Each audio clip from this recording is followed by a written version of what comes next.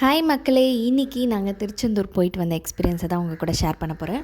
Last மினிட்ல confirm ஆன ட்ரெயினில் தான் சென்னையிலேருந்து திருச்செந்தூருக்கு போக ஸ்டார்ட் பண்ணோம். இவ்வளோ நாள் பெய்யாத மழை எக்மோர் ஸ்டேஷன் ரீச் ஆன உடனே செம்மையாக கொட்டி தீர்த்துருச்சு. ட்ரெயினில் ஒரு மணி நேரம் ட்ராவலுக்கு அப்புறம் தான் கிளைமேட் சேஞ்சே பார்த்தோம். ஈவினிங் 4 மணிக்கு ஸ்டார்ட் ஆன ட்ரெயின் மறுநாள் காலையில் தான் திருச்செந்தூரில் போய் இறங்கினோம். ரயில்வே ஸ்டேஷன் இறங்கினோடனே வெளியே ஷேர் ஆட்டோவில் கோயில்கிட்ட போயிட்டோம். கோயில்கிட்ட வந்து ரூம் எடுத்துக்கலான்னு பார்த்தா ரூமே கிடைக்கல. ஒரு 10 இடம் ஏறி இறங்கி லக்கிலி ஒரு சுமாரான ரூம் கிடச்சிது. அந்த ரூம்குள்ளே போனோன்னே என்ன சர்ப்ரைஸ்னால், ஜன்னல் வழியாக கோயில் கோபுரம் ரொம்ப அழகாக தெரிஞ்சுது. கோயிலில் ரொம்ப கூட்டம் சேர்கிறதுக்கு முன்னாடி போய் சாமி தரிசனம் பண்ணிட்டு வரலான்னு கடகடன் ரெடி ஆகிட்டோம். ரொம்ப நாள் ஆசை திருச்செந்தூர் போனோன்னே, இன்றைக்கி தான் அதை நிறைவேறியிருக்கு.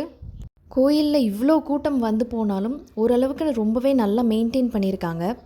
இந்த கோபுரத்தில் இருக்க வேல் வந்து அப்படி ஒரு அழகாக இருந்துச்சு பார்க்கவே. கோபுரத்தோட அழகெல்லாம் ரசித்ததுக்கப்புறமா அப்படியே நாங்கள் வந்து பீச்சுக்கு போனோம். இந்த திருச்செந்தூர் கடல் அழகுன்றது வந்து அவ்வளோ அழகாக இருந்துச்சு. ஆனால் கிட்ட போய் காலை நனைக்கலான்னு போனால் பீச் ஓரம் அவ்வளோ நாஸ்தி பண்ணி வச்சுருந்தாங்க நம்ம பொதுமக்கள். நம்ம போட்டிருந்த ட்ரெஸ்ஸை யாருக்காவது இல்லாதவங்களுக்கு தானமாக கொடுத்தா புண்ணியமாவது சேரும். இப்படி கடலில் போட்டு கடலை இப்படி நாஸ்தி பண்ணுறது மூலயமா என்ன புண்ணியம் வரும்னு எனக்கு தெரியல. கடலை பார்த்துட்டு வந்ததுக்கப்புறமா இந்த பக்கம் நாழி கிணறு போய் பார்த்துட்டு வந்தோம்.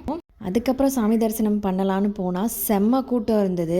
பயந்துக்கிட்டே உள்ளே நுழைஞ்சோம். பட் இருந்தாலுமே மூவிங் க்ரௌடாக இருந்தது. எங்கேயுமே நிற்காமல் ஒரு 2-3 மணி நேரத்தில் பார்த்துட்டு வந்துட்டோம்.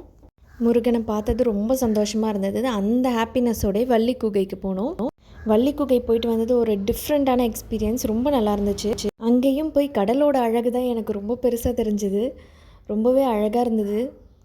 முருகனையும் வள்ளியும் பார்த்ததுக்கப்புறமா கொஞ்சம் அந்த பரபரப்பெல்லாம் கம்மியாகி கொஞ்சம் காமாக ரிலாக்ஸ் ஆகிட்டோம். சரி, எல்லோரும் ஒரு ஃபோட்டோ எடுக்கலாம் அப்படின்னு சொல்லி நின்னோம். ஃபோட்டோ எடுத்து பார்த்ததுக்கப்புறம் தான் தெரியுது, அன்எக்ஸ்பெக்டடாக எல்லோரும் ரஸ்டட் எல்லோ மஸ்டர்ட் எல்லோன்னு சொல்லி ஒரே எல்லோவாக இருந்தோம். இதுக்கு நடுவில் யானை ஒரு இடத்துலையும் சேவல் ஒரு இடத்துலையும் பார்த்தோம்.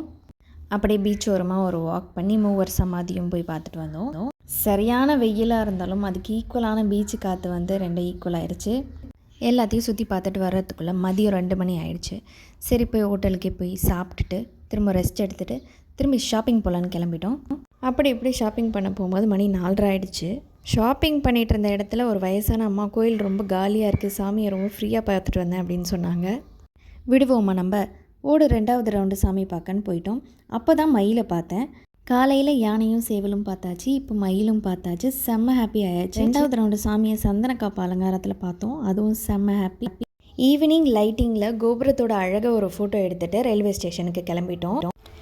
இந்த ட்ரெயின் ஏறி வெற்றிகரமாக எங்களோட திருச்செந்தூர் ட்ரிப்பை கம்ப்ளீட் பண்ணிட்டோம். இது வரைக்கும் வீடியோ பார்த்ததுக்கு ரொம்ப நன்றி.